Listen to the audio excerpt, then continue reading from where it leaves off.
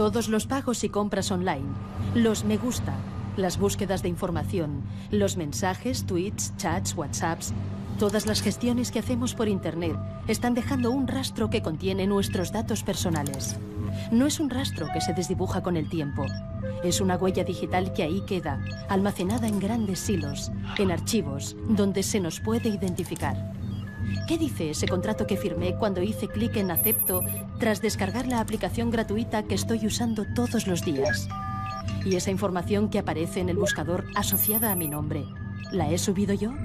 ¿Tiene que estar ahí? ¿Puedo oponerme? ¿Puedo cancelarla? ¿Rectificarla?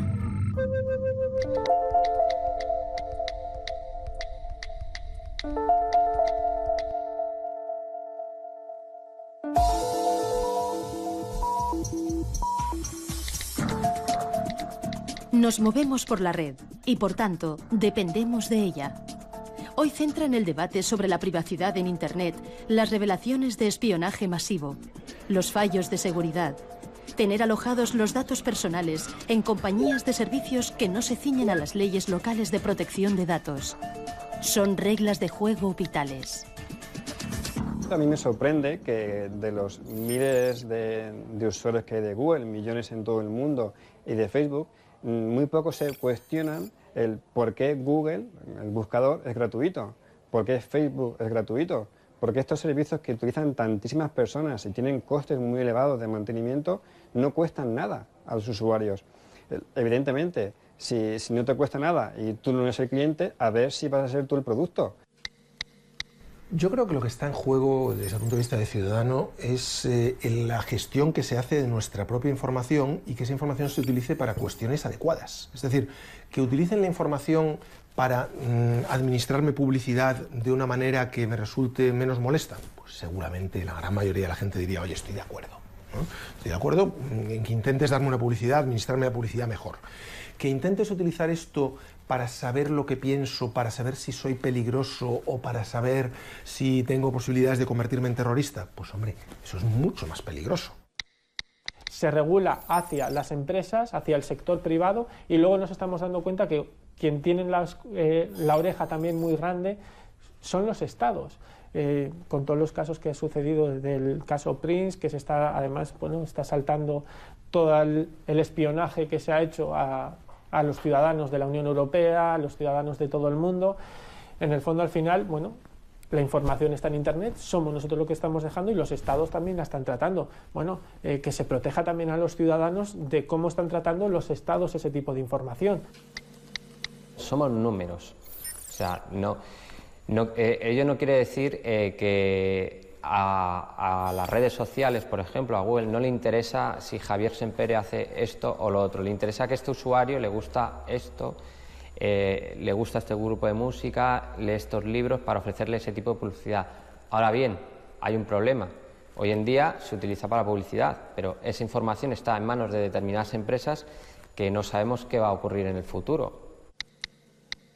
En el momento que vayas por el mainstream, es decir, que utilices los ordenadores normales, los sistemas operativos habituales, los smartphones habituales, las redes sociales habituales, no hay privacidad. Todo lo que tú hagas se va a saber, incluso aunque no estés autenticado con tu usuario y tu contraseña. Hay una cosa que llamamos nosotros que es la huella digital de tu conexión y es la manera en la que te conectas y con qué dispositivos te conectas. Y eso, las grandes empresas lo capturan para asociarlo a tu identidad digital. Así que en el futuro, aunque tú no hayas dicho que eres tú, ellos van a tener capturada la huella digital de tu conexión y van a saber que eres tú, estés donde estés.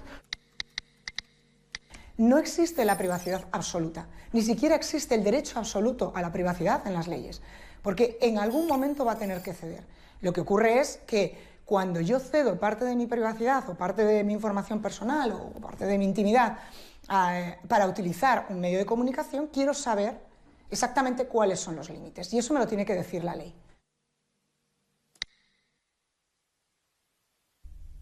Los datos de carácter personal van mucho más allá del nombre y los apellidos, porque un dato personal es cualquier tipo de información que directamente nos identifica.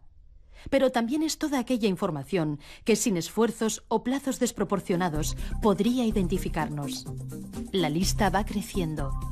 Nuestras técnicas de registro y tratamiento son cada vez más diversas. No somos conscientes, yo creo, ni nosotros mismos, de las formas en las que el día a día nos hace identificables. Las IPs, que es cuando nos conectamos en el ordenador, ese número que nos da acceso a Internet es un dato de carácter personal. Todo lo que podemos hacer ya por Internet, los rastreos que vamos dejando de las compras que hacemos, de los me gustas que hemos hecho en una red social, los datos genéticos, las huellas en los smartphones pues para acceder, datos biométricos de la propia persona cuando estamos firmando en tablets, pues que dan incluso el trazo que estamos dando, la profundidad, la velocidad del trazo. Es decir, hay muchísima información que yo creo que no somos conscientes de ese rastro, ¿no?, de que vamos dejando. A lo mejor es identificable por tu paso, por tu forma de caminar. Un teléfono móvil con su acelerómetro puede grabar una serie de pautas que sean relativamente únicas. A lo mejor tú no te has registrado en un sitio, pero el hecho de que ese sitio sepa por analítica en qué tipo de ordenador estás, si tienes activado Flash o no lo tienes activado, y una serie de datos más, el tamaño de tu pantalla, etcétera, todos esos datos configuran una huella digital electrónica que puede servir para caracterizarte, ¿no? El derecho fundamental a la protección de datos está reconocido por el artículo 18 de la Constitución española, donde se contempla el derecho al honor, a la intimidad y a la propia imagen, y está protegido por la Ley Orgánica de 1999. En España, toda persona tiene el derecho a saber quién, para qué, cuándo y por qué se tratan sus datos personales y a decidir acerca de su uso. Las herramientas para ejercer el control se conocen por las iniciales ARCO, el derecho al acceso, a la rectificación, a la cancelación y a la oposición. Estos dos últimos son los que se aplican cuando se habla en términos generales del derecho al olvido o del derecho al borrado, derechos que se ponderan con otros fundamentales como la libertad de expresión o el derecho a la información. No vale simplemente con decir es que a mí esta información no me gusta, o es que a mí esta información pues, casi preferiría que no saliera.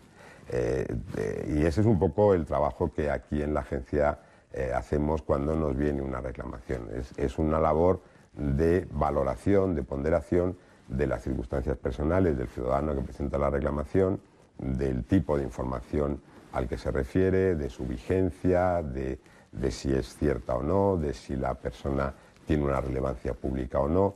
En definitiva, el marco en que se ejerce este derecho al olvido es un marco acotado. En los últimos años ha aumentado el número de ciudadanos que se acercan a la Agencia Española de Protección de Datos para reclamar sus derechos frente a los buscadores de Internet. Han puesto su nombre en Google y entre los resultados aparece información que entienden que atenta contra su intimidad o su honor. Digamos que esa difusión universal y accesibilidad universal que ofrece el Internet gracias a los motores de búsqueda es justamente donde reside un poco la clave del problema con el que los ciudadanos y nosotros nos enfrentamos. Y es que el ciudadano en un momento determinado ve que informaciones suyas de un pasado más o menos remoto, informaciones no confirmadas, informaciones no reales o falsas, informaciones que surgieron en un contexto muy limitado y que se han expandido, reaparecen, se asocian con todas las demás informaciones sobre su vida y le pueden causar perjuicios, en algunos casos, muy serios. La agencia ha resuelto dar amparo a cerca de 200 casos que considera fundados y ha pedido a Google que retire de su índice los enlaces para evitar el acceso universal. Sin embargo, Google ha estado recurriendo sistemáticamente las resoluciones de la agencia ante la Audiencia Nacional. Y esta, antes de celebrar juicio, ha trasladado la cuestión al Tribunal de Justicia de la Unión Europea para que aclare cómo debe interpretarse la Directiva de Protección de Datos en relación con los recursos que interpone Google. La Audiencia Nacional ha pedido al Tribunal de Justicia de la Unión Europea que se pronuncie sobre el derecho al olvido en Internet, que decida si un particular tiene derecho a reclamar que se suprima y bloquee la información que sobre él facilitan los buscadores de Internet y que pueden ser localizadas a lo largo de toda la vida. La Audiencia Nacional ha enviado el llamado caso Google y pregunta si debe aplicar la normativa comunitaria y española o bien los afectados deben acudir a los tribunales de California, donde está la sede de Google. Es la primera vez que este asunto llega a la justicia europea.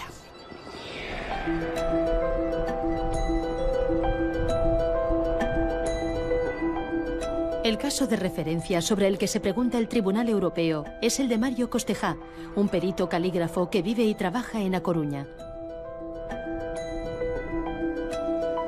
Al poner su nombre en Google, sale un enlace que contiene el anuncio de la subasta por impago de un inmueble que Mario tuvo en propiedad con su exmujer.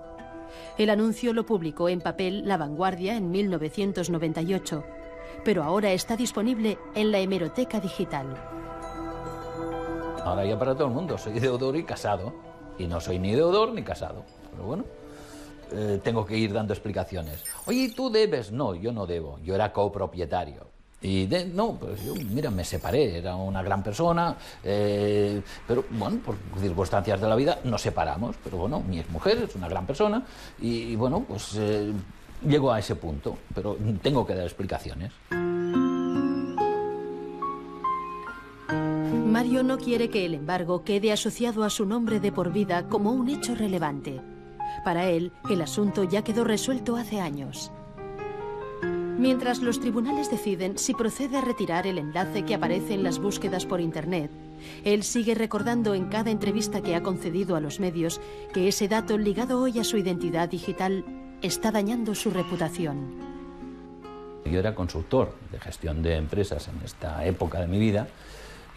Bueno, también era y siempre he sido lo que es perito calígrafo, pero compaginaba con consultoría.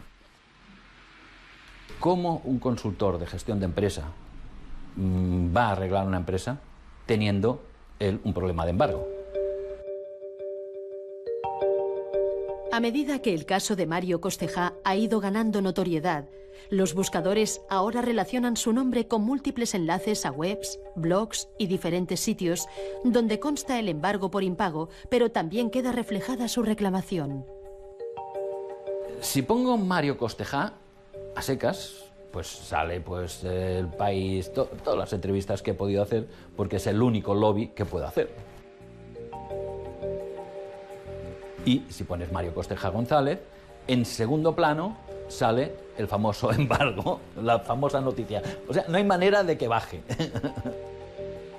No hay manera, o sea, la tienen ahí bien puestecita. En las sugerencias, esto lo hace Google, esto ya no es indexar, ahora ha puesto Mario Costejá, embargo, y Mario Costejá, La Vanguardia. Otra lucha nueva, volveré a luchar para que esto no, esas sugerencias las quiten, porque mi hijo se llama Mario Costejá, y Mario Costejá es mi padre también, y vive. Bueno, o sea, los Costejá somos embargo, nos han cambiado el apellido. Lo que hemos conseguido nosotros con este caso es que por lo menos se planteen ciertas cosas que no estaban recogidas en ninguna ley, que no estaba claro cuál era su aplicación en Europa, ¿no? En concreto. Una vez esto esté resuelto, ya sabremos contra quién podemos reclamar y contra quién no, y esto será mucho más fácil para el usuario porque da una seguridad jurídica mucho mayor. No simplemente pegar palos de ciego intentando reclamar a unos o a otros y que todos se vayan responsabilidades, sino que a partir de ahora esperemos que ya sí que esté claro quién es el responsable principal y cuál es la manera de ejercitar esos derechos ante ellos. Desde que La Vanguardia digitalizó su hemeroteca, Mario Costejá y Ramón Sampedro comparten el mismo enlace. Junto al anuncio de la subasta hay una información en torno a la eutanasia sobre el suicidio de Sampedro, el primer español que reclamó ante los tribunales su derecho a una muerte digna. El principal problema aquí está en que es una publicación escaneada de un periódico en papel. Digamos que es una forma muy rudimentaria el llevar toda la información sin separar cada noticia, sin entender si un hecho sigue siendo noticiable o no. O sea, habría que, digamos, no mantener las noticias de una manera estática como están ahora conceptuadas, sino que simplemente se van subiendo y esto queda pues igual como una hemeroteca pero online, sino hacer un tratamiento por separado de cada noticia y resolver cuál debe seguir publicada, cuál no y en qué condiciones. Desde que la prensa y también los boletines oficiales han convertido su pasado de papel a formato digital, hay un montón de información personal que los buscadores han puesto ahora a un clic de cualquiera y a la que quizá cabría aplicar un derecho a la privacidad. Yo creo que lo que se necesita es que los gestores, o sea, se sienten, en el caso de los boletines, y decidan cambiar el sistema actual. Incluso una cosa que se podía realizar y que es bien sencilla es mandar el acto administrativo a publicar y incluyendo una fecha a partir del cual el boletín oficial correspondiente introduzca la herramienta tecnológica que sea necesaria para que los buscadores no indexen esa información. Según el abogado Samuel Parra, salir del índice de los buscadores no resulta una tarea fácil y pone de ejemplo lo que le sucede con algunos de sus clientes. Al poner el nombre y apellidos de su cliente en el buscador, sigue apareciendo en los resultados una noticia publicada en 2004. Sin embargo, el nombre que el buscador asocia a esta publicación ya no figura en el texto. Fue retirado en enero de 2013 y sustituido por las iniciales. Tú puedes conseguir que elimine la fuente original tu nombre. Puedes conseguir que la agencia española te dé una tutela estimatoria frente al buscador Google para que deje de indexar tus datos. Y a pesar de eso, tú tengas que seguir viendo, tengas que seguir soportando que al buscar tu nombre en Google se siga vinculando esa búsqueda con una noticia en la que ni apareces ya, porque se borra la información. La única explicación metafísica que se nos ocurre es que Google tenga memoria, tenga recuerdo y sepa que en su día eso existía ahí y aunque ya no está, pues lo sigo vinculando. Pero otra explicación técnica es injustificable.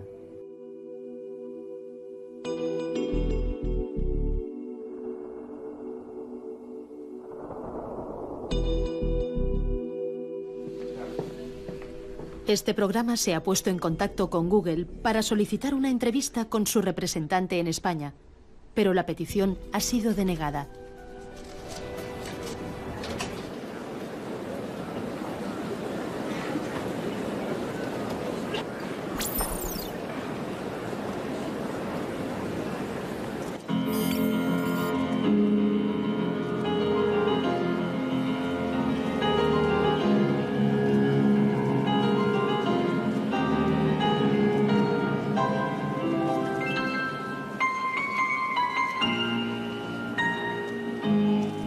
Otra fuente de conflicto son las noticias falsas que traen al presente los buscadores. Es lo que le sucede a la exgimnasta Marta Bobo. Cuando participó en los Juegos Olímpicos de 1984, el diario El País publicó que padecía anorexia. Tras digitalizar su hemeroteca, los buscadores encuentran el nombre de Marta Bobo en la noticia y esta aparece entre los primeros resultados. Desde aquella publicación ha tenido que ir dando explicaciones en los medios. A mí se me identificó con anorexia nerviosa, pero yo nunca la padecí. Quizás el estilo de vida al que estuve sometida durante 6 años, entrenando pues prácticamente todos los días, incluso el año anterior a la Olimpiada, 7-8 horas diarias, un régimen estricto de convivencia en cuanto a horas de descanso, en cuanto a régimen de comidas, en cuanto a visitar a tu familia, días libres, etcétera, y una carga muy intensa de entrenamiento, lógicamente hacen que una persona pues pierda peso, y más que perder peso, lo que hacíamos era prepararnos al 100% para ir a esos Juegos Olímpicos de Los Ángeles. Es falso, yo no tuve anorexia nerviosa, no tenía anorexia nerviosa. Marta hoy es profesora de Educación Física en la Universidad de A Coruña.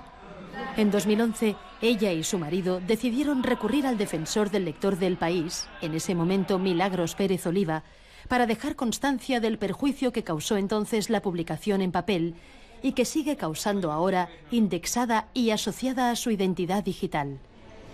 Bueno, mi pareja, Alberto, y yo nos ponemos en contacto con Milagros y le comentamos el tema. Pero claro, ella en este momento su preocupación es un poco el litigio que pueda haber entre lo que son prensa escrita o diferentes medios con buscadores, que es un poco ahí donde porque están tirándose un poco la piedra unos a otros. No, la culpa es del buscador y entonces no, la culpa es de la prensa por haberlo publicado. En prensa dicen, en hemeroteca no lo modifico, no lo cambio porque es histórico. El buscador dice, yo recojo datos y salen ahí tal cual los tienes. Lo que sea falso es problema tuyo, nosotros lo vamos a subir. Claro, empezamos con todo este debate que lo conocen bien los profesionales y aquí son debates y problemas entre grandes empresas que mueven muchos recursos y qué hace una persona ante esta situación. Bien, Milagros me escucha y utiliza un poco mi caso para hablar de este problema, ¿no? En el artículo, la defensora de El País apunta que deberían tomarse medidas de autorregulación. Por ejemplo, habilitar un espacio en la edición digital para que la persona afectada pueda publicar una nota que quedaría indexada y permitiría que cuando alguien buscase el nombre de esa persona apareciera junto a la información. Tal y como apostilla al final, el derecho al olvido es un gran desafío para los medios. Si mi vida estuviese ahora dependiendo de esto a nivel personal, a nivel psicológico, a nivel profesional, a nivel familiar y me viese muy afectada, estaría totalmente indefensa porque o tengo mucho dinero para poder luchar contra el bufete de abogados que pueda tener Google o uno de los grandes buscadores y tengo mucho dinero para poder luchar contra el gran bufete de abogados que pueda tener el país, o si no, yo no puedo resolver este tema.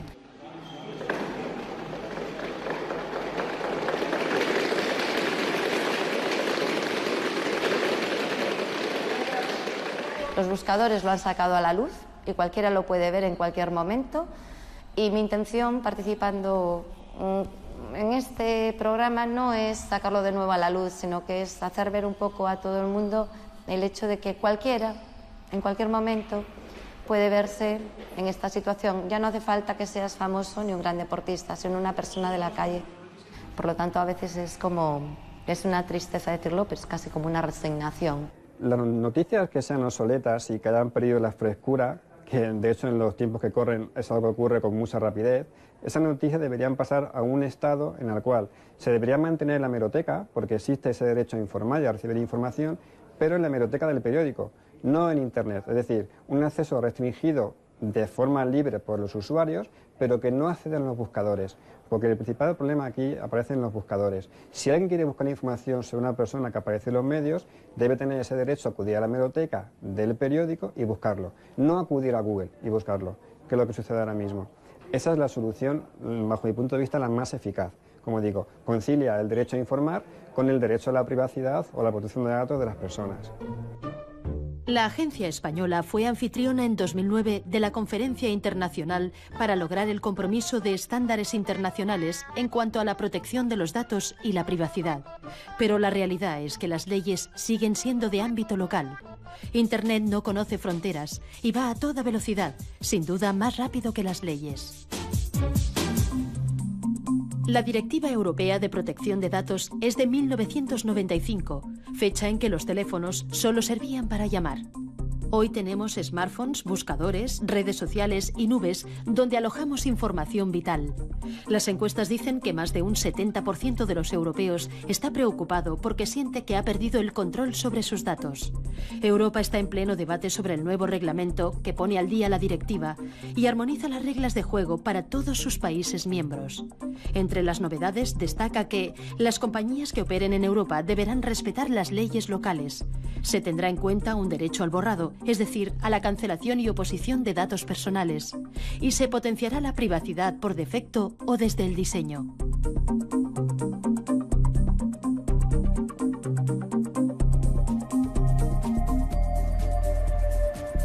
El trámite para la reforma de la Directiva de Protección de Datos ha llegado a acumular casi 3.000 enmiendas.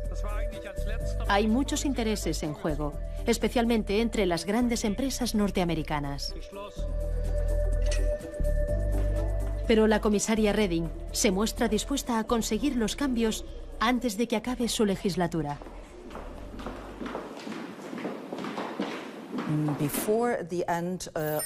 Antes de que termine la legislatura, eso quiere decir antes de Pascua, el Parlamento Europeo y el Consejo conseguirán una ley común. Ya ven que hay partidos políticos diferentes en el Parlamento y que aún así han conseguido superar las diferencias para centrarse en las líneas maestras. Y la línea maestra principal es que queremos un continente unido con una única ley de protección de datos. Y todas las compañías que operan en este continente deben obedecer esta ley, independientemente de la nacionalidad de la compañía en cuestión. Y cada ciudadano tiene derecho a que sus datos personales estén protegidos. Eso es lo que queremos y eso es lo que debemos conseguir. Es necesario que todas aquellas compañías que están fuera de la Unión Europea pero que vienen a dar servicios a ciudadanos comunitarios cumplan con las mismas reglas que tenemos nosotros. Eso generará mucha más seguridad jurídica a los usuarios. Cuando alguien se baja una aplicación de Internet no sabe si es española, si es americana, japonesa, china, australiana, únicamente la quiere utilizar. Por lo tanto, es necesario que la ley le proteja también. Por lo tanto, es necesario que ese proveedor de servicios que le da el servicio tenga que cumplir con la misma normativa que cumplen las compañías europeas. Para una red social como Twenty, que tiene que atenerse a las leyes españolas, puesto que su sede está en España, la reforma de la directiva es una buena noticia. Su modelo de negocio, desde el origen y por defecto, no cede los datos a terceros, ni son indexados por los buscadores. Muchos adolescentes que usan Twenty se ven así protegidos. El usuario, al momento de registrarse en nuestro servicio, nos facilita una serie de datos de carácter personal. Nosotros le informamos, conforme a la ley, de cuál es la finalidad de ese tratamiento de datos de carácter personal y en cualquier momento el usuario puede cancelar, acceder, rectificar o cancelar esos datos de carácter personal. Y le informamos que podría recibir una serie de publicidad en base a esos parámetros que nos ha facilitado, pero que en cualquier momento el usuario puede llevarse esos datos, cancelar esos datos y dejar de que estén disponibles en la plataforma. Si cada persona que considera que su privacidad no está protegida en una red social como Facebook eliminara su perfil, probablemente Facebook cambiaría eso. De hecho, lo ha hecho. Ha cambiado de la privacidad cero, ha pasado a la privacidad por defecto. Tiene unas pestañas relativamente asequibles para un usuario medio de Internet en las que puede ir configurando si quiere bloquear a un usuario, si quiere abrir a sus amigos solo o a los amigos de los amigos. Tiene muchas pestañas relativamente sencillas de visualizar. Ahora bien, ¿podría ser más sencillo? Por supuesto. Se pretende caminar actualmente hacia una privacidad en el diseño porque se ha entendido, y así es correcto, que es como deberían configurarse las plataformas. Yo quiero insistir en el asunto de que eso como plano teórico es maravilloso, es fabuloso, pero en el plano práctico no funciona así. Es decir, un ejemplo muy claro lo tenemos, por ejemplo, en Google. Google hace unos días, unas semanas, anunció en su buscador que iba a modificar sus políticas, de forma que ahora los usuarios de su red social Google Plus, si tenían colocada información personal, como su foto de perfil, por ejemplo, se iba a poder utilizar esa información para anuncios de la propia Google, ¿no? Decía Google, bueno, si no quieres que esto sea así, tienes una casilla en tu perfil que puedes indicar que no quieres. El problema es que esa casilla viene marcada por defecto. Entonces, todos por defecto hemos consentido a que esto sea así. Y tenemos que hacer el esfuerzo de indicarle a Google que no quiero que sea así. Lo cual requiere entrar en tu perfil, a tu panel de configuración y desmarcar la casilla que Google marcó por mí. Esto es precisamente lo contrario a la privacidad en el diseño. Tendría que haber sido una casilla desmarcada y si el usuario quiere efectivamente consentir ese tratamiento, pues la marca. Videocurrículum Carlos Muñoz. Acción. Soy Carlos Muñoz, comunicador audiovisual. Toma 2. Y me necesitas. Buena. Necesito una imagen para empezar. A ver. Esta no está mal. Simboliza cómo me siento, pero... Mira, mejor no. Mi currículum visual. Hola, mi nombre es Lola Jiménez Domínguez. Soy de Córdoba, de un pueblecito llamado Montalbán. Pero actualmente vivo en Granada, donde estudio cuarto curso de la licenciatura de Psicología. Tengo mi ESO, mi bachillerato de Ciencias, mi primero de Lingüística, que te vayas tú a pensar. So that's me, Mark Roost, half English, half French, born and raised in Fond-de-France. Hola, muy buenas tardes. No vengo a perdiros, solo voy a cantar mi currículum.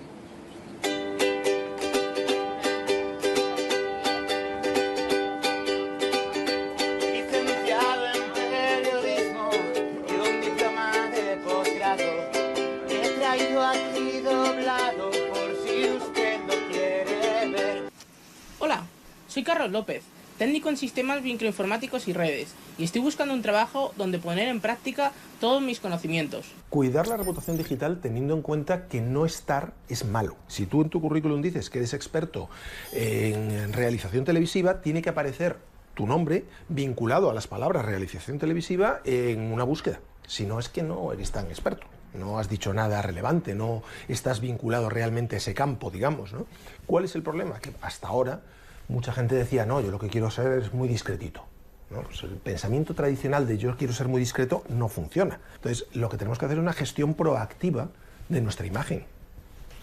Hace muchos años, cuando las comunicaciones por tierra no eran sencillas, nos preocupaba la reputación en nuestro entorno, en nuestro pueblo, porque tú antes para irte a trabajar a otro sitio, para irte, era muy difícil porque todo el mundo te iba a conocer. Ahora nos tenemos que preocupar a nivel mundial, porque te vayas donde te vayas, tu información puede aparecer y te la pueden rastrear. Pero claro, está la parte mala, que es la que estamos comentando, y la parte buena. Si nuestra reputación online, si hemos cuidado de sobra esa imagen en la red, y arroja datos buenos para nosotros, realmente destruir luego esa reputación va a ser complicado.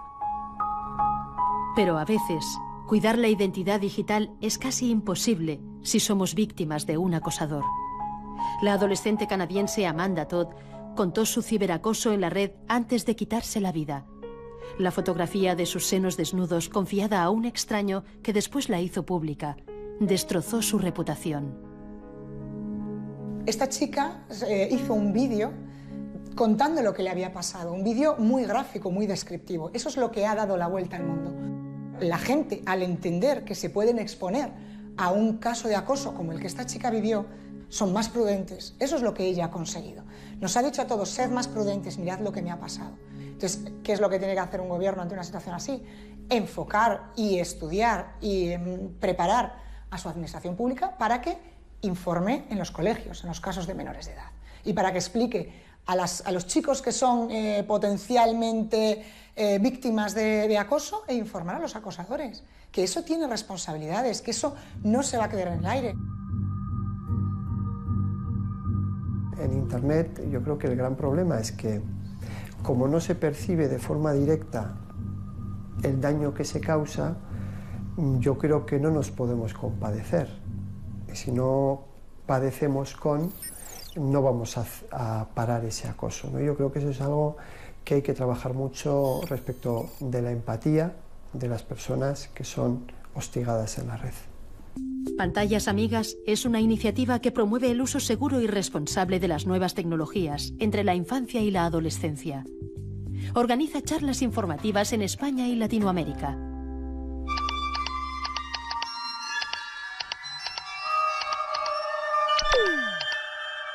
¿Ah?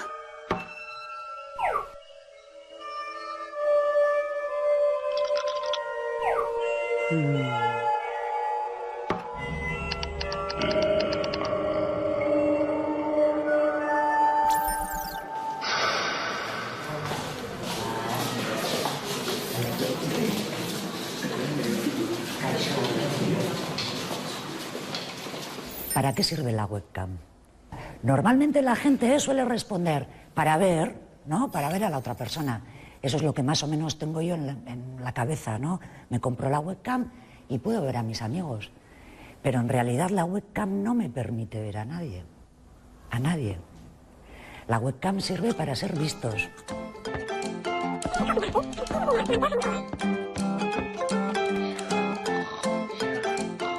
¿Cuántas fotos tenéis que salen personas que no sois vosotros, ¿no? Y a las que no les habéis pedido consentimiento? ¿Vas a subir esa foto a internet?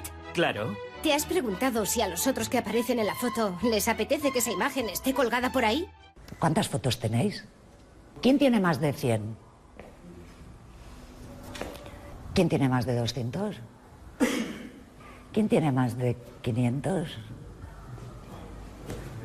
¿Quién tiene más de 1000? ¿Cuántos amigos tienes en Facetime? 175. Pero, ¿de verdad conoces a toda esa gente de tu lista de contactos? ¿Son de fiar? Bueno, no conozco a todos. Algunos son buenos amigos, otros conocidos, pero más o menos son gente que controlo. ¿Y si esos amigos comparten tu fotografía con otra gente?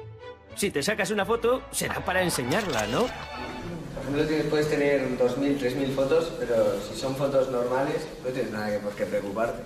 Si no sabes nada haciendo nada malo, ¿por qué te tienes que preocupar por eso?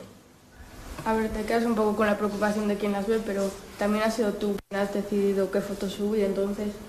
Yo creo que si tú tienes la conciencia tranquila de no haber subido fotos que te puedan comprometer en 20, no tienes por nada que preocuparte.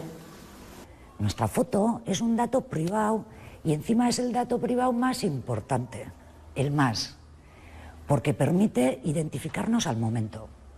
Si yo salgo, estáis vosotros ahí, os estáis sacando una foto y yo salgo detrás, imagino, yo qué sé, pues así, bebiendo, yo qué sé, haciendo lo que sea que no quiero que nadie vea, y la ponéis en internet, eso me está perjudicando a mí. En general, tenéis que pensar siempre que detrás de todo esto siempre hay empresas, o sea, por algún lado ganan dinero. Yo me descargo la aplicación, me la han dado gratis, ¿con qué están traficando? Dinero. Ponen publicidad de cualquier cosa y como es gratis, lo ve todo el mundo. Con nuestros datos. Porque saben más información de la gente y así. La cuestión no es no utilizar internet, no utilizar las redes, no utilizar tal y cual. Empezar a pensar qué es lo que se está quedando por ahí, vuestro. Los adultos, padres, madres, educadores, no estamos todavía capacitados para acompañarles de forma debida en este entorno, precisamente porque es demasiado cambiante, demasiado diverso. Sí que podemos estar ya suficientemente sensibilizados, incluso preocupados, pero yo creo que falta que nos ocupemos más y nos preocupemos menos. Y uno de nuestros retos es tan sencillo como que se sienten por primera vez delante de una pantalla juntos. Eso ya en sí es un objetivo. Y yo creo que muchos padres y madres se sorprenderían si se abrieran un poco a sus hijos y les piden que les enseñen a hacer determinadas cosas. Yo creo que es un buen ejercicio, que la gente no lo hace y que no lo prueba y que puede dar sorpresas y resultados muy positivos. Desde Pantallas Amigas aprendemos bastante, porque esto va tan rápido que siempre que nos enfrentamos a un grupo de padres y madres, pues nos encontramos con nueva casuística, ¿no? O nuevas preocupaciones. ¿Quiénes tienen un hijo con smartphone en la edad de primaria? Vale. Dentro de 5 años, todos los niños de 10 años van a tener un smartphone, por lo menos. Hoy en día en la calle, en Bilbao, hombre, si vas a un pueblo remoto, no, pero en Bilbao, vamos, en los bares, en McDonald's, los niños se comen una hamburguesa y tienen ahí un cartel wifi gratis. Es que no tienen necesidad de tener un móvil, sí, pero ¿para qué le ponemos la conexión a internet? Es culpa nuestra. Es que mi hijo tiene un smartphone. Pues no, pues culpa tuya, no le compres. Si solo tiene 11 años, ¿para qué necesita un pedazo de móvil? Hay que tener en cuenta que le estamos dando un coche que corre mucho a un chaval que apenas ha dado 2 clases prácticas. Como lo regala Ferrari, toma coche, ¿no? Como todo el mundo más o menos, bueno, pues sí, pero más o menos el chaval ya se apaña, bueno, ya. Pero tú estás permitiendo que te conduzca ese Ferrari. ¿Te parece que es proporcional? Fijaros lo que llevamos en el móvil. Llevamos en el móvil, igual los chavales menos, pero las personas adultas llevamos cosas importantísimas, privadas y de todo tipo. Y sin embargo estamos instalando aplicaciones que sin saberlo, posiblemente porque le hemos dado sí, le estamos dando permiso a acceder a un montón de datos, a nuestra agenda, a nuestra localización. En el móvil tenemos mucha información concentrada y cargamos aplicaciones que están especializadas en ser gratis y funcionar bien para analizarte todo lo que tienes. Y los chavales... Entonces, yo creo que tener un smartphone requiere una reflexión importante, porque te da acceso a todo eso, a lo que ya era Internet, absolutamente, más a un canal, entre comillas, oculto, sin falta siquiera de conexión de datos, que es WhatsApp vía Wi-Fi. Llevo como 2 semanas recibiendo, por ejemplo, que me quieren vender un seguro o me quieren vender algo de gente que no conozco, pero me llega por vía WhatsApp. ¿Y eso? Claro, te llega a WhatsApp porque alguien tiene tu teléfono. ¿Qué eso qué es? ¿Marketing ahora? ¿Empezar a vender y atacar todo vía WhatsApp? ¿O tienen tu número de móvil, de alguna manera lo han conseguido y te están mandando publicidad vía WhatsApp? Porque solo necesitan tu número de móvil. Por eso mismo a vuestros hijos les puede llegar cualquier cosa de alguien que simplemente haya conseguido su número de teléfono, ¿vale?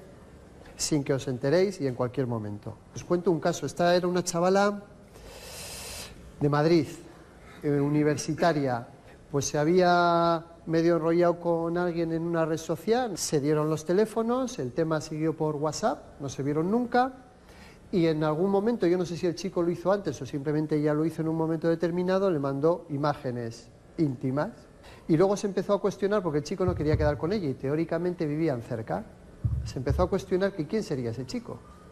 Y sus amigas le decían, bueno, ¿y ese tío quién es? Que no quiere quedar contigo. Y entonces se dio cuenta que había sido víctima de un engaño, pero no podía denunciar nada, porque no le consta que hubiera amenazas ni chantaje de publicar las fotos, no le consta que hayan sido publicadas y tampoco fueron robadas. Ella las dio voluntariamente, por lo tanto no tenía nada que denunciar. Una chavala, estamos hablando, con cierto nivel socioeconómico, vamos a decir, y cultural, cayó en esa trampa tonta sin apenas darse cuenta, ¿no? su equivocación no fue tener Facebook, ni Twitter, ni WhatsApp, ni nada parecido. Su equivocación fue confiar en un desconocido.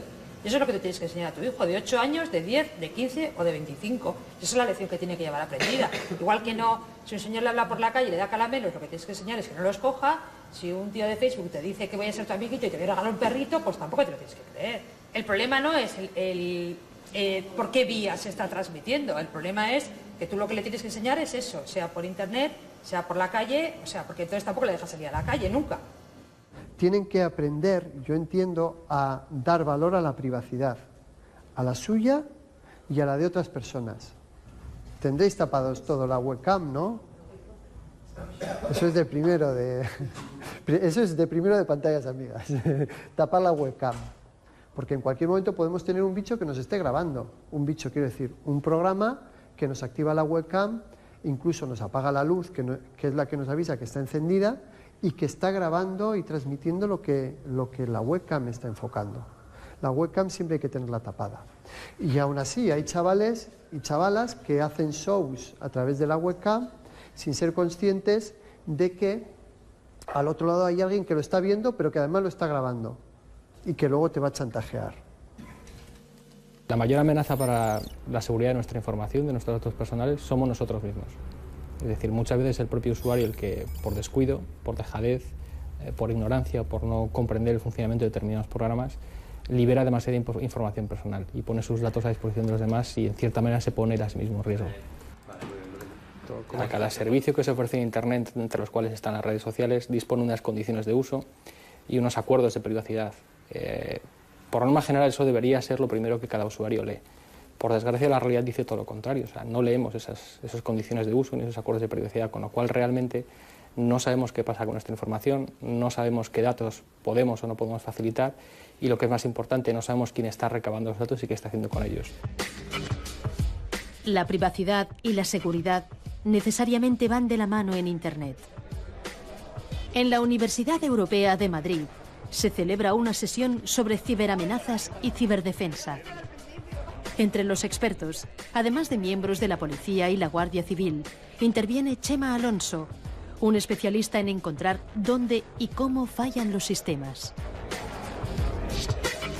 En Internet hay un montón de gente mala que está aprovechándose de los datos de ciudadanos normales que no están tomando las precauciones adecuadas para cometer delitos. Aquí en España, por ejemplo, tenemos una legislación que obliga a identificarse cuando tú vas a comprar un teléfono móvil, después de los atentados que tuvimos en Madrid el 11 de marzo, y tenemos una legislación que cuando tú sacas una cuenta bancaria, pues tienes que entregar una determinada documentación, ¿vale? Cuando un criminal o alguien con malas intenciones desea saltarse esa protección, pues va a hacer algo tan sencillo como comprar una identidad falsa en Internet. Y esas identidades falsas en Internet se construyen a base de datos de verdad, ¿no? Hemos tenido casos de gente que por descuido ha compartido su documento nacional de identidad por la red Emule y a partir de ese momento le han abierto créditos, le han pedido cuentas bancarias en las que han hecho transferencias de dinero procedente del cibercrimen, etc. Ahí tenemos otro escaneado, aquí tenemos el DNI de Ana, DNI de Mayra, el DNI con los nombres, apellidos, etc. Vale, ya está.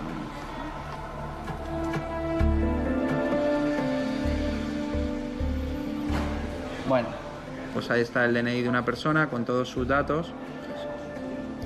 Un DNI de Barcelona, donde vive, y el DNI está totalmente en curso, ¿no? Porque caduca en junio del 2023, es decir, de una manera tan sencilla es fácil conseguir documentación de personas en Internet. El dato que puede hacer que nuestro sistema informático caiga puede estar escondido en cualquier rincón. Porque parte de la seguridad de nuestros sistemas recae en los usuarios, ¿no? Había puesto Óscar el vídeo donde le daban un pendrive al usuario. Al final, muchísima de la información crítica de nuestros usuarios está en los ordenadores personales, en los smartphones que tiene personales, en las cuentas de usuario que están desperdigadas por todo el mundo. A día de hoy, prácticamente el 90% de las transacciones que puede hacer un usuario, sea bien comerciales o trámites con la administración, se hacen a través de Internet. Y la gran laguna que tiene Internet, que en todos estos años no hemos conseguido paliar, es el problema de identificación de los usuarios. Prácticamente no hay sistemas que permitan una identificación fiable de los usuarios. Quizás en España estamos muy avanzados en este tema porque disponemos del DNI electrónico con sus certificados, etcétera, etcétera, pero el mundo no funciona con DNI electrónico. Entonces, al final, esa identificación de un usuario se basa en un usuario y una contraseña o en un acceso a través de un código que se genera aleatoriamente, con lo cual es muy complicado saber quién es. Y esa dificultad para identificar al usuario es lo que provoca que sea mucho más sencillo suplantar a una persona. Por ejemplo, para registrarse en cualquier plataforma, en una red social, en la mayoría de las ocasiones lo único que se pide es un correo electrónico. El fallo de seguridad también nos puede venir desde el pasado. Y que un fallo que se cometió 5 años atrás nos afecte a día de hoy. Porque Internet es muy fácil subir cosas nuevas, pero es prácticamente imposible borrar algo que una vez se subió a Internet. Esto lo sabéis, ¿no? Hay muchas empresas cuyo negocio está siendo lo que se llama el archiving, es decir, únicamente copiar datos públicos y almacenarlos por si en el futuro tienen algún valor. De tal manera que esas empresas copian los datos, mañana los datos son eliminados de su fuente original y sin embargo ellos siguen poseyéndolos y cobran valor y relevancia. Y esto estamos viendo que lo están haciendo muchas empresas. Vamos a ver un ejemplo con la Casa Real. En este caso podemos ver la página web tal y como se está publicando el 29 de octubre. Si queremos mirar qué es lo que se ha pedido quitar de los buscadores con el fichero robots.txt, podremos descubrir que hay una URL dentro de la dirección ex_familiareal/Urdangarín que se ha pedido eliminar. Haciendo una sencilla consulta en el buscador como casareal.es y pidiendo las direcciones de las URLs de esas direcciones, pues vemos que aparece únicamente una. Pero, sin embargo, tenemos la opción de repetir la búsqueda y ver los resultados que se han omitido. Si echamos un ojo ahí, vemos que aparece una lista con direcciones que ya no están indexadas. Como se puede ver, no se puede ver el contenido, pero sigue apareciendo la dirección de Internet. Si entramos a una de ellas, vemos que ha sido eliminada directamente del servidor web de la Casa Real, pero este no es el único sitio donde se copia un contenido en Internet, así que basta con copiar esta dirección y utilizar un servicio de archivado de páginas web, como este que tenemos aquí, que es archive.org.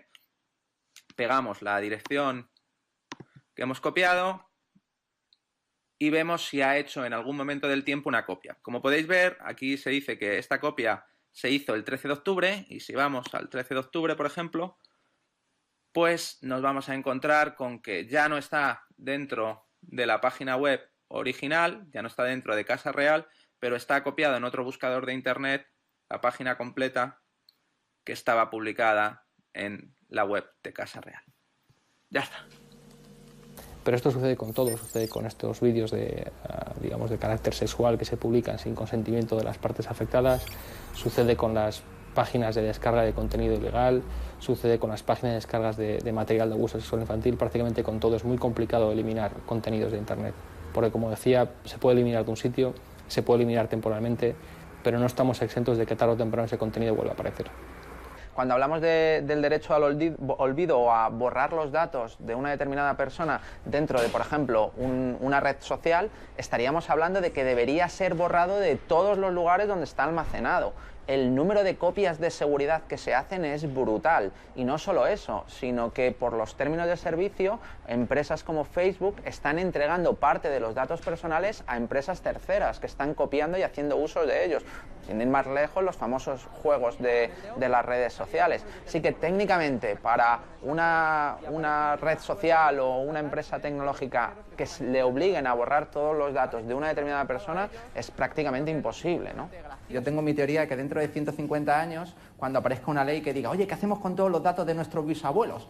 Y dirán, yo creo que es un avance para la sociedad que se puedan estudiar, ¿no? Entonces harán públicos todas nuestras conversaciones del Facebook, nuestros correos y tal, para darse cuenta por qué la humanidad fue al fracaso, ¿no? Eso estamos pensando.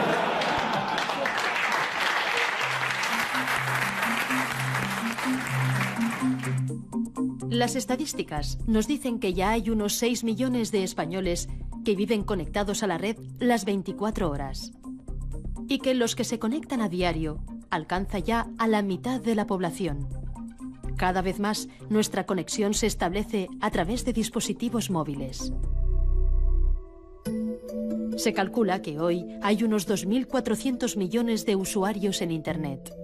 En poco más de una década, ya tenemos un 34% de la población mundial conectada. En Norteamérica, Oceanía y Europa, el uso de Internet empieza a ser generalizado. Facebook ya ha conseguido superar los 1.000 millones de usuarios. Después de China y la India, visto de otra forma, sería el tercer mayor país del mundo por habitantes. Ahora mismo lo primero que tiene que tener todo el mundo claro es que los datos son dinero, y muchos datos significan mucho dinero. Es por eso que muchísimas empresas en Internet están ofreciendo servicios totalmente gratuitos y lo único que están haciendo es recogiendo datos. Datos que a veces son personales, como la gente entiende que son los datos personales, es decir, nombre, apellidos, el número de teléfono, la dirección de correo electrónico, etc. Y otros datos que la gente no asume que son tan personales, pero que igualmente lo son, como qué sistema operativo utilizo para conectarme, si utilizo una determinada herramienta de software para leer el correo electrónico u utilizo otra, si me conecto a una determinada página web o me conecto a otra página. Toda esa información hoy en día se está recolectando en Internet y se está almacenando en grandes silos de información. El nuevo modelo de negocio se conoce por Big Data. Datos masivos que las empresas y las administraciones ya ven como el gran tesoro del siglo XXI. Todo ese gran volumen de información, una vez procesado, sirve para extraer patrones, para ganar eficiencia en el proceso de la toma de decisiones. Big Data promete mejoras para la sociedad, pero con lo que revelan los datos, ¿se nos podría a priori juzgar o castigar? Ya no es ciencia ficción. ¿Hay algo siniestro o malo en el Big Data? Por su naturaleza, no. Lo que tenemos es que pensar qué datos se están recopilando, quién los está recopilando y qué puede hacer con ellos. ¿Cuál es la situación actual? Demencial. Ahora mismo tú lo que haces es instalarte una aplicación en el móvil y sin mirar absolutamente nada, aceptar una serie de cesiones de datos de un montón de cuestiones que pueden ir desde tu localización física hasta la temperatura de la batería del teléfono, que se puede después utilizar para extrapolar la temperatura o el nivel de ruido, etcétera, etcétera, ¿no? ¿Qué ocurre? Que ni miramos eso, porque no existe esa cultura, ni si lo quisiésemos mirar seguramente lo entenderíamos, porque no estaría escrito ni en inglés, ni en español, ni en ningún idioma conocido, estaría escrito en legalés, que es un idioma que tiene su dificultad y que hay que estudiar para saber, y que es necesario para poder precisar los términos, ¿no? Entonces, ¿qué hace falta? Una dosis muy fuerte de transparencia, una implantación de normas de transparencia que permitan que cualquier persona pueda saber qué datos está recopilando quién, para qué los usa y, por supuesto, acceder a ellos, ¿no? Lo cual no tiene nada que ver con que se olviden los datos, sino que simplemente se puedan recopilar o no en función de nuestros intereses. Ya ha llegado ese momento, ya están todas esas herramientas y todas las empresas tienen capacidad para gestionar volúmenes de datos ingentes, que tienen mucho negocio, ¿no? que tienen mucha importancia para el negocio. Tenemos casos de las compañías aéreas que son capaces de planificar y replanificar sus vuelos en función de el big data que tienen, sabiendo qué es lo que se van a encontrar en el futuro, etcétera. Pero también tienen un gran impacto en la sociedad, ¿no? Se habla de que con los conocimientos adecuados, una empresa como Google o como Facebook podría llegar a saber quién va a ganar las elecciones antes de que tuvieran lugar, y podrían saberse qué es lo que va a pasar en cualquier pregunta que se haga hoy en día a la ciudadanía, y que tienen mejor sentir incluso que los propios políticos y los medios de comunicación, ¿no? Entonces, los datos están dando un poder tan grande a las empresas que los poseen que en el futuro yo creo que pueden llegar a mediatizar directamente el futuro de los países, ¿no?